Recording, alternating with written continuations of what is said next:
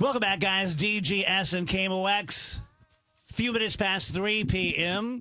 If you're watching online, you see that we have Charles D'Angelo, and we go back. How far do we go back? 22 years. Wow, man. We were talking yesterday. To me, you're still that guy. Well, thank you. And you were saying, like, dude, I was like 22 years old when you knew me. That's exactly right. And yes. it just hit me so hard. I'm like, yeah, Time flies. He's a full-grown man now. This is Charles D'Angelo, the man. You were so kind when I was a kid to have me on after losing 160 pounds. And Absolutely. It's what I've been doing ever since. So many people think of my work in terms of weight loss, but as we were talking about it, that's just a dividend. The real work is how do you develop a better relationship with yourself so food no longer is your coping strategy? Well, we were on a Zoom yesterday, and you know, we speak now and then or hear about each other, but it's the first time we've had a real conversation in 22 years. And we spent an hour and 10 minutes on a Zoom, and it was it an hour and 10 minutes? It was an hour and 10 minutes. one of the best hours in the last 20 years. It really was. It was a lot, not therapy, you're not a therapist, but it's a lot of just kind of life coaching. And as you know, I'm very open about things. I was very open with you. And yeah, I just want to thank you. It was really great. Well, I enjoy what I do every single day. I consider it a vocation, a calling. I believe that none of us get where we are alone. I had the privilege of spending some time with Arnold Schwarzenegger, and he's famous for saying the one thing he never wants to be called is a self-made person.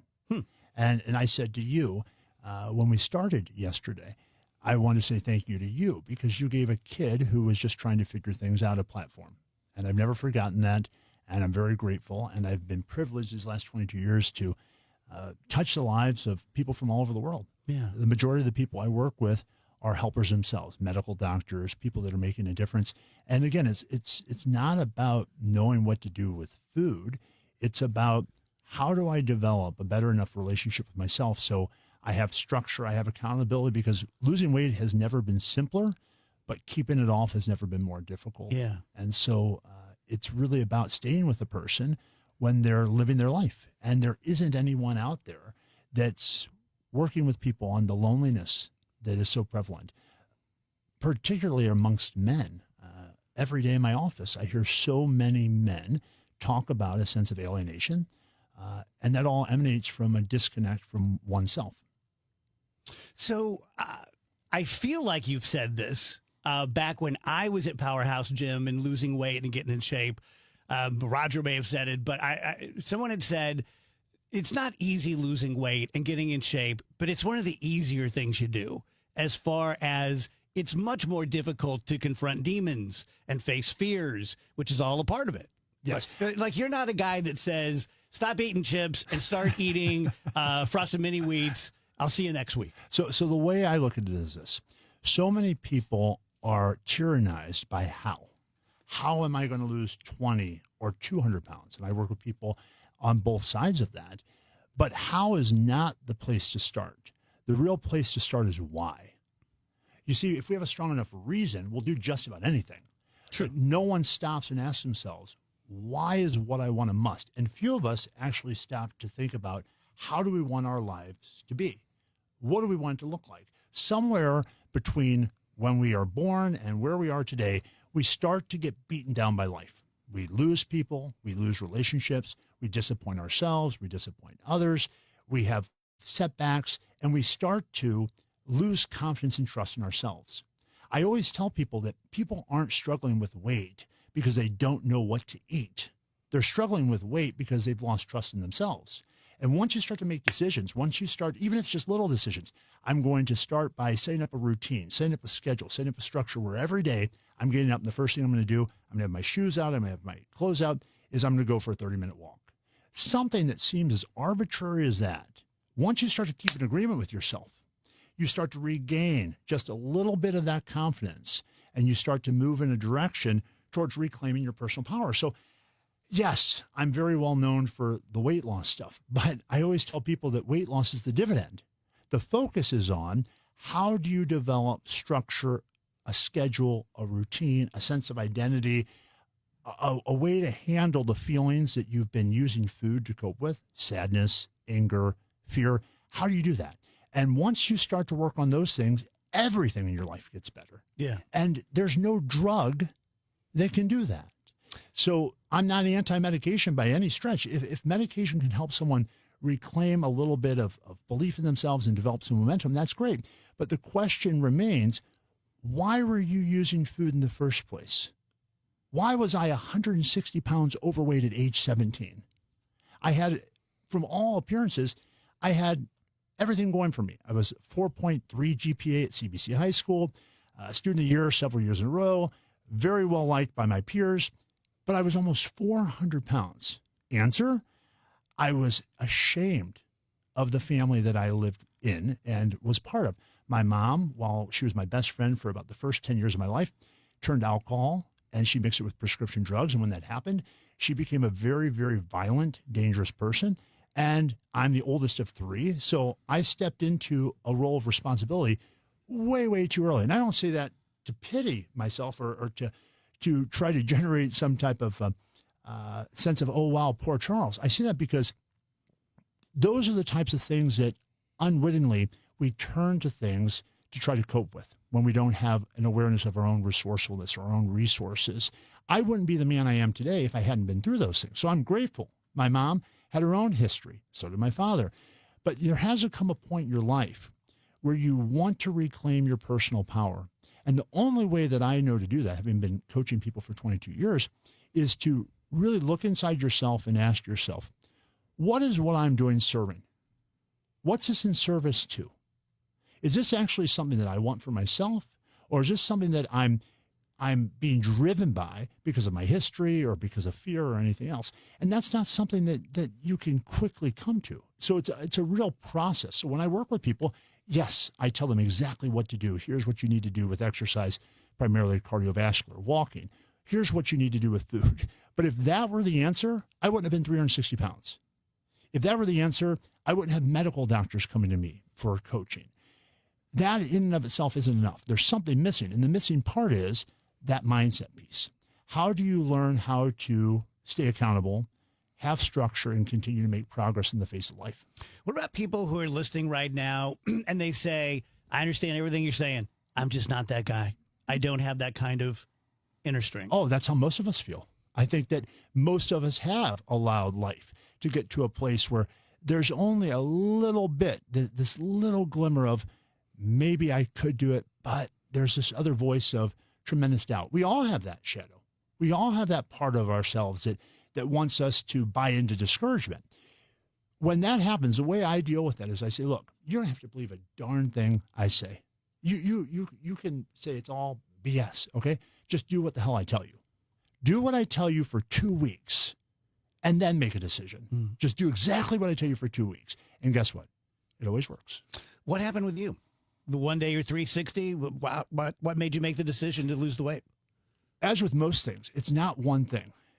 I had the high school counselors coming up to me and out of care and concern saying, have you thought about maybe playing a sport? I wasn't that type of kid. I was much more academically and intellectually oriented than I was interested in any type of sports.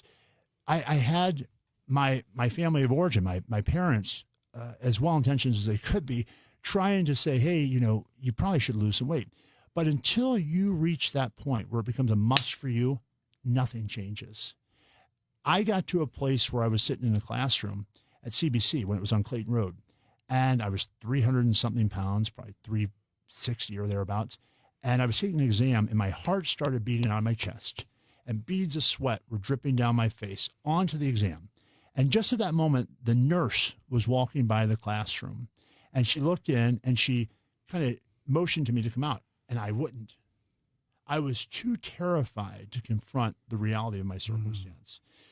Fast forward, I went home, watched some television, ordered a pizza, and I used to drink regular soda. I drifted off to sleep. I woke up at about 1 or 2 in the morning, and I went to turn the television off, and I couldn't see. It was as if like there was a film or something over my eyes. And I knew enough that if you allowed yourself to become unhealthy to a certain degree, you could have vision issues if you were diabetic. So those things scared me. And so it was a number of things that led me to decide, look, if I don't make changes, I might not live to see my high school graduation. I joined a gym. I had very, very, very, very good direction. I had people in my life, people that were working out. I always tell people, put yourself in proximity. Put yourself in the room where you're not the smartest, where you're not the best, where you're not the brightest. That's where you're going to grow. You want to put yourself in a space that's going to help elevate you. So I joined a gym. There were guys that looked in shape and fit. And I asked myself, I want to learn everything I possibly can from all these people because success leaves clues. People that are in shape, it's not by accident. It's because they have a pattern. And that leads to how simple it is. You said it's not easy. True, but it's simple. How do you lose 50, 100, 200 pounds? We've got to make different choices, but we have to be consistent. And that's where the coaching comes in because knowing what to do, you can pull up an app, Sure. You can take a shot, you can do this, you can do that. But the follow through is what's missing. And that's what I've always been working with people on. How long did it take until you felt the inner strength like, I'm going to do this? It's been 20 plus years. I don't know of a moment. I made a decision at age 17 that my life was never going to be the same. And I had this very clear vision of how I wanted it to be, how I wanted to feel, and who I wanted to become. And I knew that my weight was going to limit me. So in a certain way, I was acting on faith. And I think we all have to do that. Faith isn't something you pick up from a religion. Faith is the capacity to believe in something you can't see yet and to act on it and to have enough reasons. And again, if you'll actually sit down and come up with why is this a must? And most of us will do more for other people than we'll do for ourselves. True. Most of us will. I have people come in to see me and they say, I have 2 kids and I'm afraid I won't live to see them if I don't lose weight.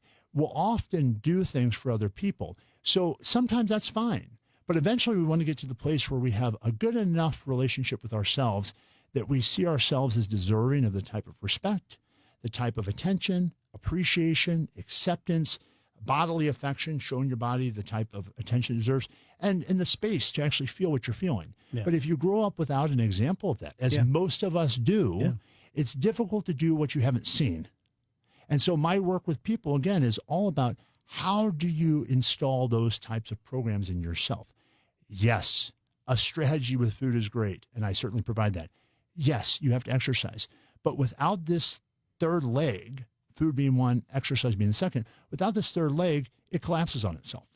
And I believe that that's what's missing in everything else out there and why you see the relapse in people that do address weight through just food or just exercise or a shot or a pill. Unless you actually get under all that and realize that food has become a treatment plan for something. Until you have the courage to look inside yourself and address those issues, you're going to be on this revolving door, kind of playing whack-a-mole with your weight forever. Yeah. If you just tuned in, we're talking to my friend Charles D'Angelo. We're going to come back and talk to him for another segment. People listening right now, they're interested, intrigued. They want to reach out to you. How do they do it? Best way is to go to my website, Charles D'Angelo, that's DANGELO.com, charlesdangelo.com. There's a little form. You put your name, your phone number, your website. I am still accepting new clients at this point. But the thing is we sit down and we have about a 30-minute discussion about you to really make sure that it's an appropriate fit. Because coaching, as you were saying about our conversation, it really has a lot to do with the relationship between me and the person. And I'm not for everybody. And that's perfectly fine. But what I will be is honest, direct, incisive, and give as much feedback as I possibly can. And I am very flattered by what you said about our conversation yesterday. And I have to say, I have so many people that say that first 30-minute meeting with me is one of the most impactful conversations. But it's not because of, I'm so great. It's because I'm not attached to people becoming clients. Yeah. My whole goal is this. If I can have a meeting with someone and one thing I say has an impact that ripples out and benefits them and the people that they love and that love them, then it was worth it. That was worth it. And that's the effect each of us have. But right now, we're being bombarded by so much at such an intensity that we're losing touch with the respect we each should have for our own dignity and for the dignity of other people. That's the ability you have right now. A decision you can make right now can totally change the next 10 years of your life. One decision I made, one decision. I'm not going to live this way anymore. look at where I am today. And I don't say that in a self-aggrandizing way. I made the decision that, look, I wasn't going to be that way anymore. Stress comes when we feel like we are controlled by events. When we feel that we are in control of events, not controlled by them, we are so much happier and healthier. And what I'm here to say is you have a lot more influence over the way your life is going by the choices you're making. It doesn't matter what your conditions. My conditions wouldn't have at all predicted where I am today. My biography definitely did not predict my destiny. My choices did. So if you'll start to change your choices, it doesn't matter what your history, no matter if you've been told you're worthless by your mother, by your father, by all the people around you. If you're hearing my voice right now, I'm here to tell you there's a reason you kept listening to me talk. And the reason is there's a part of you that doesn't buy into that. And that's a part of you that you want to nurture, build, and reinforce. And that's what this type of work can do. Quick break, right back. DGS. Right now in studio for just like another 3 minutes, Dan, we have my buddy Charles D'Angelo. We could talk for an hour about this, and we only have time really for me to kind of make a statement. But I was thinking last night, as these guys know, a big part of the Dave Glover shtick is that I'm not normal. I'm quirky. I'm diagnosed with several things, OCD, ADHD, anxiety, and I've never felt normal. But I was thinking about it last night. If I had to bet my own $10, I would bet, this is with my definition of normal, well, I have a different one, but I would bet that there are way more not normal people. Normal seems rare to me. Like Kevin, who you just met, is very normal. I'm sure he has his things. I'm sure he has his secrets, but he's a solid guy, been married to the same woman since he was 19. He makes good decisions. He gives good advice. He doesn't have anxiety. That, to me, is a pretty good definition of normal. I'm not like that. We're different guys. I'm very jealous of how normal he is. But I have to believe there are more Daves than Kevins. I think that people, the wonder isn't why are some people anxious, it's why are more people not anxious. That's an interesting way to look at it. I think that to the degree that you're aware and you're conscious, life is very uncertain. And our early life, I mean, there is literature that supports the idea that we're affected in terms of temperament and personality as early as being in utero. So, and there's a lot of evidence to support that. So I don't know how much I would give credence to the idea of trying to be normal, but I do think that there comes a time in most people's lives that they go through what I consider to be the middle passage. A lot of people think about it like a midlife crisis, and it's not chronological. It doesn't happen at age 37.5. It happens when you've checked off all the boxes that you believed and were programmed to believe would bring you a sense of satisfaction, fulfillment, so on and so forth, only to find you're saying, is this all there is? And at that point, you shift from putting such an accent on other people's approval to what really wants to come through me in this life. What am I actually here to accomplish? And that's often something that leads people into a terrible despair because they've never had the space to be able to actually process that type of deep material. That's what brings people in to see me sometimes, is they say, I'm 40 years old. I have more zeros behind the numbers in my bank account than I care to even think about, and I'm miserable. My kids don't talk to me. I haven't slept in the same room with my partner in 2 years. And I'm 150 pounds overweight. So I think that it's not so much about normal. It's more about, can I get to a place where I actually learn what loving myself looks like, as cliched as that sounds. And if you think about it, love is more a verb. It's paying attention to yourself, appreciating yourself, showing yourself acceptance, showing, as I said earlier, your body affection by how you treat it, and then making space for the feelings. Now, how many of us have an upbringing that actually honors those different qualities of love? Very few. You know, you're told, sit down, shut up, be quiet. If you have something that's bothering you, if your parents weren't fortunate enough to have this type of emotional awareness, they'll give you something to distract you. And so you just perpetuate that yourself. So a lot of this is learning to look at your patterns, and there are only so many patterns in human behavior. So as I said, success has a path. I've spent the last 22 years decoding what is that path. so that it's actually precise and exacted. So if a person feels lost and doesn't know what to do, I can tell them exactly what to do and help them establish a type of relationship with themselves where they can develop the ability not to use food like the treatment plan they have been. If you guys want to talk to Charles, which I greatly recommend you do, regardless of your situation, like he said, you're going to spend 30 minutes talking. If it's not a fit, it's not a fit. You're going to shake hands. You're going to part as friends. Go to charlesdangelo.com. Doesn't matter if you're on medicine, doesn't matter if you're considering medicine. That's a big thing right now. Yes. So I just want to break through the noise that, look, what stops most people is waiting, but waiting comes at a price. The best thing you could do is just make the decision to talk about it. And often talking through something with somebody is helpful in and of itself. All right. Thank you, buddy. My pleasure.